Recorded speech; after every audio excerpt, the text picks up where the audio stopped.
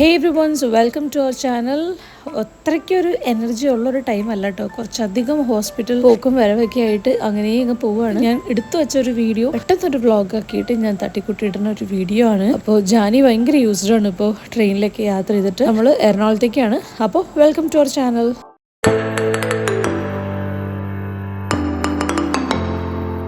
ഈ വീഡിയോ എടുക്കുമ്പോൾ ആക്ച്വലി എൻ്റെ അർജുൻ്റെയും ജാനിയുടെയൊക്കെ ഹെൽത്ത് ഇങ്ങനെ കുറച്ച് ബെറ്റർ ആയിട്ടുള്ള ടൈമായിരുന്നു. പക്ഷേ ഇത് കഴിഞ്ഞതോടെ ഞങ്ങൾ കംപ്ലീറ്റ് കിടപ്പായിപ്പോയി.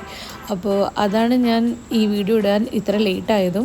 ഞങ്ങൾ മൂന്നാളോടും വീട്ടിൽ പോയിട്ട് കുറച്ചധികം നാളായി. അപ്പോൾ 2 ദിവസം അവധി കിട്ടിയപ്പോൾ ഒന്ന് ഓടിപ്പോയിട്ട് വരാം, പിന്നെ നമുക്ക് കുറച്ച് ഇവൻറ്റ്സ് ഒക്കെ അവിടെ കൂടാനുണ്ട്, എന്നാൽ പിന്നെ അങ്ങനെ പോയിട്ട് വരാമെന്ന് എഴുതിയിട്ട് ഞങ്ങൾ ഇറങ്ങിയേക്കാണ്. രാവിലത്തെ ജനശതാബ്ദിയിലാണ് ഞങ്ങൾ പോയിട്ടുണ്ടായിരുന്നത്.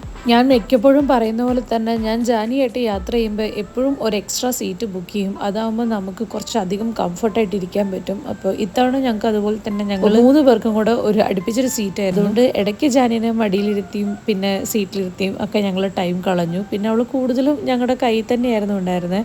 മിക്കതും അച്ഛൻ്റെ മേത്ത് കിടന്ന് ഉറങ്ങായിരുന്നു. ഞാൻ പിന്നെ അതങ്ങ് വേണ്ടാന്ന് വെക്കാനും പോയില്ല.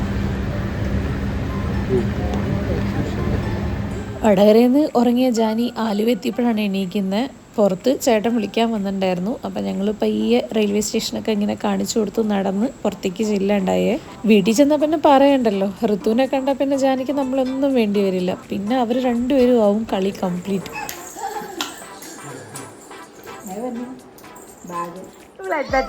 ചെയ്യണേ.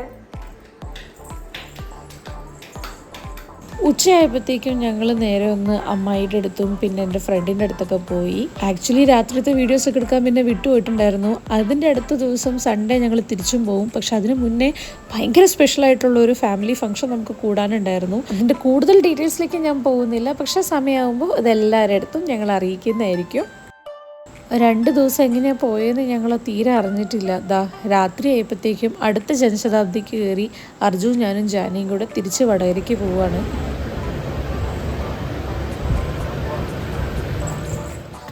തിരിച്ച് വീടെത്താനായപ്പോഴത്തേക്കും ഞങ്ങൾ നല്ല ടയർഡായിട്ടുണ്ടായിരുന്നു. 2 ദിവസത്തെ ഹെക്ടിക് ഓട്ടമൊക്കെ ആയിട്ട്. അങ്ങനെ ഞങ്ങൾ തിരിച്ച് വടകരയ്ക്ക് എത്തി. അപ്പോൾ കൂടുതൽ വിശേഷങ്ങളൊക്കെ ആയിട്ട് ഇനിയും കാണാം. അപ്പോൾ അതുവരേക്കും ബൈ.